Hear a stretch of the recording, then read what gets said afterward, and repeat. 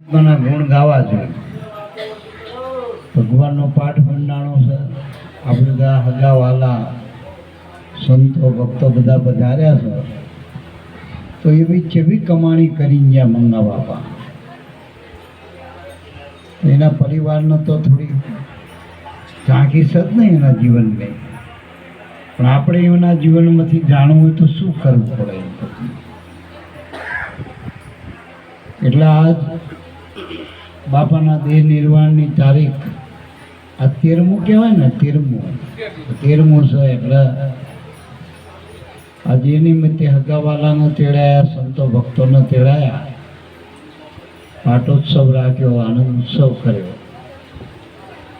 એટલે મારા બાપ,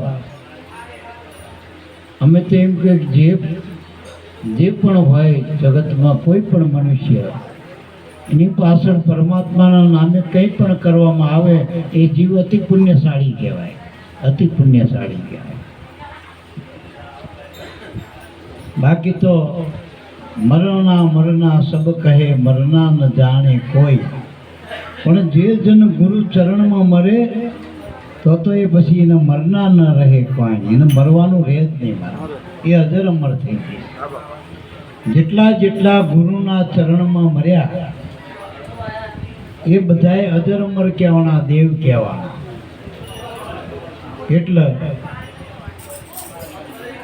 દેવગતિને પ્રાપ્ત થવાની. મનુષ્ય સિવાયના બધા અવતારો અધોગતિના અવતાર છે. જો અધોગતિમાં ના જવું હોય, કોઈ સદગુરુ સંતનો આશ્રય લઈ પરમાત્માના નામનું ભજન કરી લેવું જોઈએ. આપણે જે રામાપીરના નામનો પાઠ કરીએ, રામાપીરે ગુરુનું જ ભજન કર્યું. બાબા રામે ગુરુનું જ ભજન કર્યું, કૃષ્ણએ ગુરુનું જ ભજન કર્યું. જેટલા પણ અવતારો થયા, પીર થયા, પેગંબરો થયા, વલિયા થયા, સંતો થયા, ભક્તો થયા, ઋષિમુનિઓ થયા, આ બધાએ ગુરુનું ભજન કર્યું, નામનું ભજન કર્યું. અને એ ભજન કરીને પાર પડ્યા. બાકી તો જગતમાં બધાએ પાસે થોડું તો બધું પડ્યું છે ને, કશું હારે નથી આવતું મારા બાપ. જે હારે આવે એવી મૂડી ભજનની મૂડી. એટલે મારા બાપ, કોઈ મનુષ્ય દેહ કોઈ સામાન્ય નથી હો. આ 33 કરોડ દેવતા જેની આશા કરી રહ્યા, અમને એ પ્રભુ મનુષ્યનો અવતાર આપ તો તારું અમે ભજન કરી. આપણે બધા દેવી દેવતાને ચમ ભજી, ભગવાનના અવતારોને ચમ ભજી કરી. એના કથામાં, એના પ્રવચનોમાં એને કંઈ પણ વ્રત ઉપાસના કરી, ચમ કરી? પુણ્ય કમાવા માટે, સત્કર્મ કહેવાય. પણ એમના નામે આપણે કરી તો આપણને જો પુણ્ય મળતું હોય તો એ કઈ કમાણી કરી ગયા. દેવી દેવતાના બધા અવતારો એ ગુરુના ચરણે રહી ભજનની કમાણી કરી ગયા. હવે એને કમાણી કરી, એમાંથી આપણે એ દેવના કંઈક આપણે વ્રત ઉપાસના કરી, તેમાંથી આપણને આપો તો ભજન કરી તમે એની લારમાં લાગી જાઓ. દેવી દેવતા ભજન કરવા માટે મનુષ્ય દેહ માગો. એટલે મારા બાપ, મનુષ્યનો અવતાર સામાન્ય નથી ને મનુષ્યના અવતારમાં ભજન કરવું એ સામાન્ય નથી. જોઈ લો, આપણે ધીરુભાઈ અંબાણી આપણા ગુજરાતના જ કહેવાય ને, અત્યારે ભારતમાં પ્રખ્યાત નામ કહેવાય, કરોડો અબજો રૂપિયાની મિલકત કહેવાય. પણ બાપા સીતારામની તોલે આવો, આમાંથી બધા પહોંચ્યો. બાપા સીતારામની તોલે આવો. બાપા સીતારામની ગામો ગામ મટુલી છે. અને એના બધાએ શનિવાર હોય કે એની જ્યાં તિથિ ઉત્સવ હોય, પૂનમ હોય, તો એના નામે ભજન ધૂન લાગે ને, એના નામે રોટલો અપાય. જો તમે અત્યારે બગદાણા કોઈ પણ સમયે જાઓ તો ત્યાં રામ નામનો રોટલો મળી રહે, બધાને મળે. જલારામ વીરપુર જાઓ ત્યાં તમને રામ રોટલી મળી રહે. સત્તાધાર જાઓ, પરબે જાઓ, તો આ બધાએ શું કર્યું? આમની પાસે મોટી મોટી ફેક્ટરી મિલું કંઈ હતું નહીં. આમની પાસે મોટી જમીન જાયગા નથી. બગદાણાના પૂછજો કે ભાઈ એમાં તલાટીના સોપડામાં જોજો બાપાને કેટલા એકર જમીન હતી, પૂછજો જ ખરા. કોઈ નકલ નથી. એમની પાસે અસલ હતું નામનું નામ. અને એ નામના પ્રતાપે જો બગદાણા ધામ થઈ ગયું. જે નામ સીતારામ બાપા ભજી ભજન કર્યું, એ જ નામનું ભજન આપણે મંગા બાપા કરતા હતા. જે નામનું ભજન કર્યું દાદા રામદેવજી, એ નામનું ભજન મંગા બાપા કરતા હતા. સામાન્ય વાત ના માનતા, પણ આપણને આ વાત સમજાતી નથી કે આવું હોય. પણ આ બધાએ મનુષ્યમાં જ કર્યું હતું. રામેજીથી મનુષ્ય હતા, કૃષ્ણજીથી મનુષ્ય હતા, બજરંગ બાપા મનુષ્યમાં હતા, વળી આ સવારામ ઉગારામ જેટલા પણ સવૈયાનાથ, જેટલા પણ મહાપુરુષો રોહિદાસ, જેને જેને ભજન કર્યું ગુરુના ચરણમાં જ કર્યું, મનુષ્યમાં જ કર્યું. આ બધા કઈ આકાશમાંથી ઉતર્યા હતા?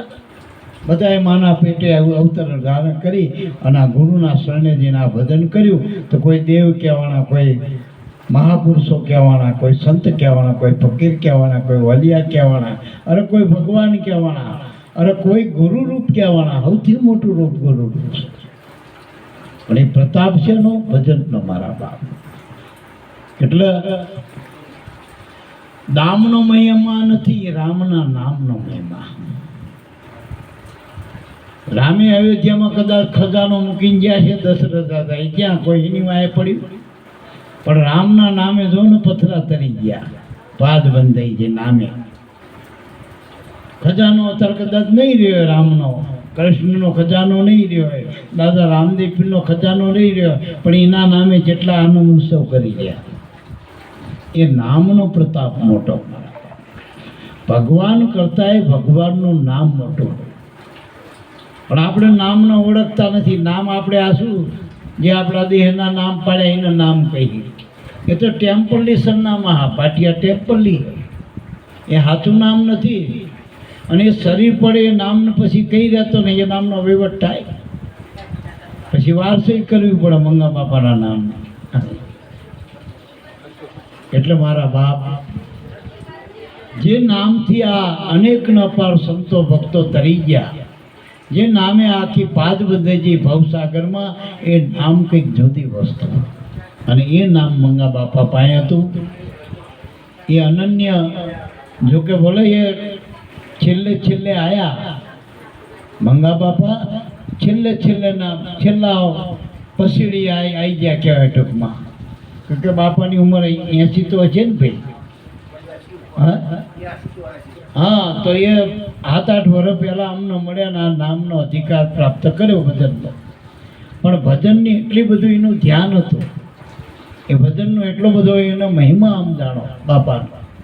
કદાચ આઠમમાં આવે, કોઈ સત્સંગમાં આવે, સંપામાં બીજો એને કંઈ બીજી ત્રીજી વાત જ નહીં, ભજન સિવાય કોઈ વાત નહીં. અને એક જ આસને આવે એટલે બેહાનું એક જ આસન. કોઈ પાણી આપત પીવો, બાપાને સહ આપત આજુ ઉગાડે, બાકી ભજનમાં જ બેઠા હોય. કોઈ પ્રશ્ન નહીં, કોઈ પ્રશ્ન નહીં જેના જીવનમાં. છેલ્લી ઘડીએ જ્યાં સાથ શરીર આપતું નહોતું, તો મણીલાલ બાપાનો કંઈક 1.5-2 મહિના પહેલાં ફોન આવ્યો હતો ને એ વખતે અમારે બધું હાલતું હતું, લગ્નનું ને એ બધું હાલતું હતું. હવે એ વખતે આપણે બીજા મહિનામાં અમે આવ્યા હતા ને ક્યાં દિલીપભાઈ, ત્યારે બાપાને કીધું હવે જો તમારું ભજન તો પાકી ગયું, મને લાગે તમારી નિષ્ઠા હતી, તમે આમાં થોડાક ઊંડાઈ ઉતર્યા હો કે ગરજમાં પામી ગયા. જો શરીર સાથરૂપ ના આપતું છોડવાની શું ક્ષમતા? શરીર મૂકી દો અને ઘરે લીલાવાળી બધું, જો પરિવારે બધો હર્યો ભર્યો છે ને મારા બાપ, લીલાવાળી. છોકરાના છોકરા જ નોકરી ધંધા કરે, બધા એક જ છત નીચે જો આવી જાય ને ત્યારે જાય, નકા તારે જારી હોય પાછી રાગ ના હોય તો વચ્ચે પાસે ખાતા પાડ્યા હોય. બધા એકરૂપ થઈને બધા બા બાપુજીની છત્રછાયામાં બધા આનંદ કરી રહ્યા માળામાં બધા. પણ હવે તમારું શરીર છોડો તો અમારા તરફથી રજા, સ્વતંત્ર છો, ગમે ત્યારે તમે શરીર છોડી શકો. વળી પાછા 1.5-2 મહિને પાછો આમના ફોન આવ્યો કે બાપાને દવાખાને લઈ જાય, પણ બીજું કંઈ નથી. બાપા ખાતા પીતા નથી. દિલીપભાઈને ફોન કર્યો. વળી 2-4 દિવસ પહેલાં, આઠમની 2-3 દિવસ પહેલાં જમે આવ્યા. 2 દિવસ પહેલાં બાપા હવે બસ, બાપા હવે અમારું શરીર છોડી દેવું કે. માને આગ્રહ કર્યો, ચંપા માને, કે તારે આવું ભેડું, આવા પતિ મળવા દુર્લભ છે. ભેળા રાખેવા ભજનમાં, ભેળા રાખેવા પતિ દુર્લભ મળે મારા. આવી વાત સોનામાના ઉગારામ બાપાએ કરી હતી, જેના નામે અત્યારે લાખો કરોડો આનંદ કરી રહ્યા. એ ઉગારામે સોનામાના છેલ્લી ઘડીએ વાત કરી હતી કે તારે ભેળું આવું છે. એવી વાત અમારી હાજરીમાં કરી હતી ને દિલીપભાઈ, છે જ દિલીપભાઈ પાસે. એ અમારી હાજરીમાં એમના પરિવારમાં મણીલાલ બાપાને એ હતું કે હાઉસ તમારે કર્યું. બાએ પાછું રાજી થઈને કીધું સંપામાં કે કઈ વાંધો નહીં બાપા, તમે રજા આપતા હોય તો હાથી રોડું શું, પતિ પહેલા ભલે મારે એમના પહેલા શરીર છોડવું પડે. બા તમારું શરીર સારું, બાળકો પરિવાર સારો હોય, હજુ તમારો પ્યાલો આવ્યો નથી. બાપાની જેટલી સેવા કરવી એટલી કરજો. 2 દાડા સો કહી જતું ને, જેટલી તમારે સેવા કરવી એટલે કરજો. હવે શરીર રહેવાનું નથી એમનો, હવે છોડી દેવાના સંતોષથી. પછી ટૂંકમાં અમે જ્યાં પછી બાપાએ છેલ્લી સેવા કરી એમની જાતે. બધું ઊભું નહોતું થવાતું, ઊભા થઈને બધું જે કંઈ થતું તે ગુરુઘરનો વ્યવહાર કર્યો એમને. વળી અમને આનંદથી રજા આપી. અમે એમને ભલામણ કીધી, ભલામણ કરી બધા પરિવાર જેટલી સેવા થાય એટલી બાપાની કરજો. છેલ્લે આનંદની વાત એ વાત હું કરવામાં છેલ્લે એમને બીજા ત્રીજા દાસે હંકેલ લીધું ને ઘરના કહી દીધું ખવારે મને કોઈ જગાડતા નહીં. પણ બાએ કંઈક વહેલા કીધું કે તમે કંઈ પછી કે રાય પેલું શું કહેવાય રાબ બનાવી દે સંપા માને કે દહીં છેલ્લે વાળું છે બાપાને. મણીલાલ બાપા આવ્યા, બાપાની જય બોલે દેહ છોડી દીધો હસતા હસતા. નકર રાડું પાડે આમાં નાલવા પડે કેટલાય. આપણે બધા ઘરના કંટાળજી શરીર છૂટી જાય સારું. કાચડી જેમ હરફ છોડે એમ શરીર છોડી દીધું. આ ભજનનો પ્રતાપ અને આગળ વાસો.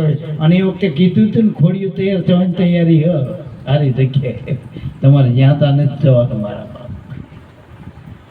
એટલે જેને ભજન કર્યું એની આગળ ગતિ થાય, અધોગતિ થતી નથી, સદગતિ થાય. મનુષ્યનો અવતાર કાયમ મળે. ભજનનો પુરાવો શું, ભજનનો ફાયદો શું ભજન કરવાનો? કરોડપતિ થત બીજો જન્મ કરોડપતિનો મળે એવી કંઈ નથી. ઉભારાના રાજા હતો ચક્રવર્તી, 1500 રાણીઓ હતા, 1500 મહેલ હતા, લાવ લશ્કર હતું. તોય ગઢવીએ કીધું કે આ હાથી પર બેઠા, એક દાડો તમારે હાથી બનવું પડશે, તારો વારો છૂટશે. આ 1500માંથી એકે તારવા વાળી નથી, મારા બધા મારવા. તરવું હોય તો ભગવાનનું નામ છે, ગુરુ મહારાજનું. મેઘધારવાનો હાથ ધારણ કર્યો અને કુંભોરાનો જો મહાન પુરુષ થઈ ગયો. લીલરભાઈ મળી ગયા ને ભક્તિ ઘરમાં આવી, એનું કામ હારી ગયું તો આપણે યાદ કરી દો. એટલે મારા બાપ કરોડો રૂપિયા, અબજો રૂપિયા કદાચ મોટા મોટા વડાપ્રધાનના પદ પામીને તોય 84માં જ જવાનું. આ વાત યાદ રાખજો. ભજન કરશો તો પુખ્ત બીજ પલટે નહીં, જુગ જાય અનંત, ઊંચ નીચ ઘરે અવતરે ને આકર્ષણના સંત. જોજો આપણે ઘઉં ઘણા થયા હોય, કોથરે કોથરા, પણ બીજકમાં ચિયા રાખી, હાથું બોલજો, હારા હોય ને રાખીને, આખા હોય અડધા હોય એને આપણે વાવામાં રાખી બીજમાં. તો ભગવાને જેને ભજન કર્યું ને એને બીજમાં રાખ. માણાનું બીજ એ જ છે, અને એ ચારે યુગનું 33 કરોડ જ બીજ છે. 66 કરોડ 33 આ 99 કરોડે ઉપદેશ લીધો, ગુરુના ચરણે ગયા. આમ તો જગતમાં તો માણાની સંખ્યા બહુ, અને અત્યારે જો ને જ્યાં હોય ત્યાં નકરા માણા, મોલ મેં માણા, કથા મેં માણા, દવાખાના મેં માણા, જ્યાં જ્યાં કંઈક હન્નર કરો તો માણા ટોરે ટોરા ઉભરાય મારા બાપ. પણ 4 યુગના માણસોની ગણતરીમાં 5 9 હાતા 9 12 આ 33 કરોડ દેવ થયા. આમે 66 કરોડ રાક્ષસ થયા. આ 66 ને 33 99 ગુરુના પાયે મળ્યા હતા ને. રામ નામનું ભજન કમાણી કરવાનું સાધન હતું. ભજન એ કમાણીનું સાધન છે. આપણે ગાડી લાયા હોય, ગાડી ભલે 10 લાખની લાયા, 50 લાખની, પણ પડી રહ્યા તો ઉપરથી હપ્તા ભરવાના એ વેતન હોય. પડી રહ્યા શું થાય તારા? શું થાય? વર્ષે દાડે ગાડી પડી રહે શું થાય? આ ગિરીશભાઈને પેલી ગાડી લાયા એ પડી રહી તો એટલે ખોટ ખાઈને ગાલવી પડી તો હપ્તાય ના ભરાના. તો આ મનુષ્ય જેવું આપણને શરીર મળ્યું મારા બાપ, એની બજારમાં કિંમત કરાવવા તો જાઉં કોક દી. હોનાની કિંમત કરે, લોઢાની કિંમત હોય, માણસની કિંમત સંતો કરે. તમારા મનુષ્યના એક ને આમે તમે સમજી કોઈ હમ અમારા બાપ. એક આંસુ ના આવે ને પૂછજો જીવનમાં કેવી તકલીફ.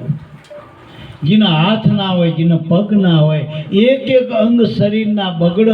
અરે ખાલી વચ્ચે કોરોના આવ્યો તો હડાવડ બધું બધાને ઘર ભેગા કરી દીધા હતા.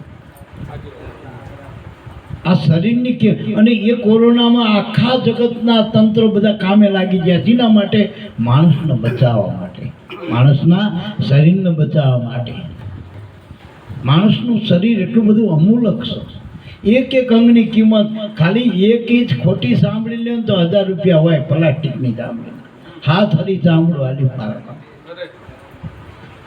આમ જોઈ તો શરીરમાં ચામડું કાઢું મેં હાડ માસનો મારો, પણ એની કિંમત ક્યાં? મય પ્રાણ હાલત તાંબડી. આપણે ગાડી ગમે એટલી લાવી પણ પેટ્રોલ હોનું ભરે જ ગાડી હેન્ડ સેલ વાગે. પેટ્રોલ આવતું કર પણ એ પાછી ગાડી ભલે 10 લાખને લાવે હોનું પેટ્રોલ પંપે કદાચ પંપ મળે પણ આના શ્વાસ મળશે. આ ધીરુભાઈની ગાડી કેટલા કરોડો નહીં અબજો રૂપિયાની ગણાય. આવડી મોટી મિલકત હોય એ માણસની કેવડી કિંમત હોય? સાચું બોલજો. જેની મિનિટે કરોડની આવક હતી એ ધીરુભાઈ અંબાણીની કેટલી કિંમત કરશે? પણ એમાં જે પેટ્રોલ હતું, જે શ્વાસ, એ ખૂટ્યા કોણ ભરી હકલ્યો? એ મિલકત બધી વેચત મતલબ 5-6 શ્વાસાની મૂડી મારા બાપ. આ શ્વાસ આવે જાય એને કોણ રોકે? આ શ્વાસાની મૂડી ખાલી જાય મારા બાપ. મનુષ્ય દેહમાં ગુરુ મળે, સંત મળે તો આપણને સાચી આની કિંમત કરે મારા બાપ. નકર ખાધું પીધું ધનેરાની ઘોડે ધાન ખાઈને કેટલાય જતા રહે, કોઈ બાપુ યાદ કરતું નથી. આ જેટલાય દાદા ગયા, ડોસા ગયા, મેં બી જાવ ને હાર પાછળ રહ્યા, પૂંપડા ભરીને બેઠા છે પાર. એટલે મારા બાપ જવાનું બધાની એ વાત પાકી રાખજો. બગદાલમ ઋષિ જેવા 78 રામા અવતાર હતી, જેનું શરીર રહ્યું, શરીર એને છોડવું પડ્યું. સિકંદર બાદશાહ અડધા જગતનું રાજ પોતાના ખજાનો ઘરે કર્યો તો એને શરીર છોડવું પડ્યું, ખાલી હાથે જવું પડ્યું. ભજન કરીને બલી આવી. ટૂંકી જિંદગીમાં છેલ્લે ભજન કરીને જોઈને જે હા અવસર સુધારવાનો તો સુધારી લીધો મારા બાપ. અને રસ્તો ઘરે પાડતા ગયા. જો એ રસ્તો પાડતા ગયા તમે આવીને કમાય શું આવવાનું કામ હતું? નાતે નેડો ખરો નહીં, ધંધો નહીં, વ્યાપાર કઈ નહીં, પણ બાપાનો અમારો નાતો સીનો હાથું બોલજો. ભજનનો બીજો ભજન જેની પાસે ભજન હશે એના ઘરે સંત આવે, અને સંત આવે એટલે ભગવાન આવ્યો કહેવાય મારા. આપણને સંતોની કિંમત નહીં. કોઈ કલેક્ટર આવ્યો, વકીલ આવ્યો હોય, ખાખી લુગડાવાળા આવ્યો તો આપણે ઊભા થઈ જઈએ. આવા ભજનિક પૂરો રૂકડિયા હોય ને એની ખબર ના પડે કે એની કમાણી જેવડી મોટી. અને એ લગભગ ભજનિક પુરુષોની ગામનો તો શું વાત કરો, ઘરમાં કિંમત ના હોય. આ તો સારું થોડુંક સમજી જ્યાં રાખ્યા તોય એમની પેઢીમાં વાંધો નહીં આવે. ભજનિક પુરુષની પાછળ તમે જે કંઈ સેવા કરો, કર્મ કરો એ સેવા કહેવાય. અને એનું ફળ કુદરત આપે, કુદરત પોતે જ આપે. એટલે એની કમાણી, એની સેવા અફળ જતી નથી. પણ હાજર હોય તો હજી કરી લેવાય, પછી વાતો થાય નહીં મારા, પછી વાતો થાય. તો આ ભજનનું શું કિંમત છે? એક માધવદાસ કરીને એક મહાત્મા થઈ ગયા, હલાવ પીરો.